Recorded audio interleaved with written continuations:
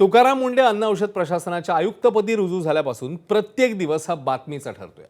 बेधडक कारवाईमुळे तुकाराम मुंढेंना हायकोर्टाने मात्र आता एकीकडे फैलावर घेतल्याचं चित्र पाहायला मिळते। मंत्रालयातल्या एफडीए अधिकाऱ्यांनी बनवलेला 98% स्वच्छतेचा अहवाल हा खोटा आहे अशा शब्दात हायकोर्टाने एफडीएला खडसावलंय। शिवाय मंत्रालयाच्या कॅन्टीनमधील फ्रीजपेक्षा चपलेचा स्टँड स्वच्छ असतो अशा शब्दात हायकोर्टाने एफडीएला झापलंय। शिवाय असेच परवाने रद्द करत राहाल तर मुंबईतली अर्धी आस्थापनं बंद करावी लागतील अशा शब्दात कोर्टाने एफडीएला सुनावलं। आज नवी मुंबईतल्या एका पंचतारांकित हॉटेलचा अन्न परवाना रद्द करण्याच्या विरोधात हायकोर्टात याचिकेवर सुनावणी सुरू झाली। यावेळी केवळ खासगी आस्थापनांवरच कारवाई नको असं स्पष्ट करत एफडीएच्या कारवाईच्या पद्धतीवर हायकोर्टाने प्रश्न उपस्थित केले।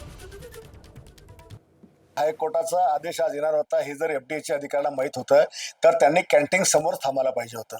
म्हणजे त्या आदेशाची प्रत हाती घ्यायची आणि मग 1:30, 2:45 त्या ठिकाणी जायचं।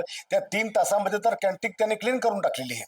म्हणजे एक प्रकारे त्याला हिंट दिला गेली की आम्ही येऊन राहिलो तो साफ करून ठेव। अनेक आमदार मला नंतर भेटले की आमच्या तळात कॉक्रोच आले, आमच्या तळात उंदीर आले, कोणी म्हणे आमच्या तळात पाल आला, कोणी म्हणे केसाचा बुसडा आला।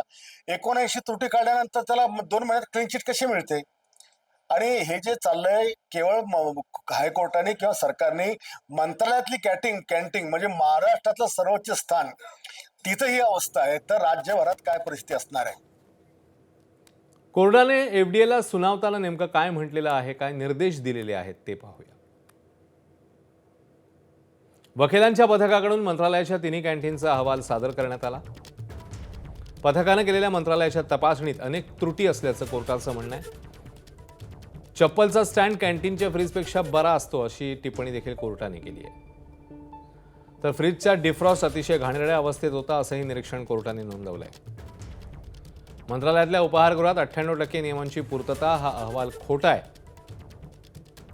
असं कोर्ट म्हणतंय आणि मंत्रालयातील उपाहारगृहाला देखील नोटीस देण्याच्या सूचना देण्यात आल्या आहेत। तर याचिकाकर्त्याचा परवाना रद्द करण्याऐवजी इम्प्रूव्हमेंट नोटीस देण्याचं एफडीएकडनं मग मान्य करण्यात आलं।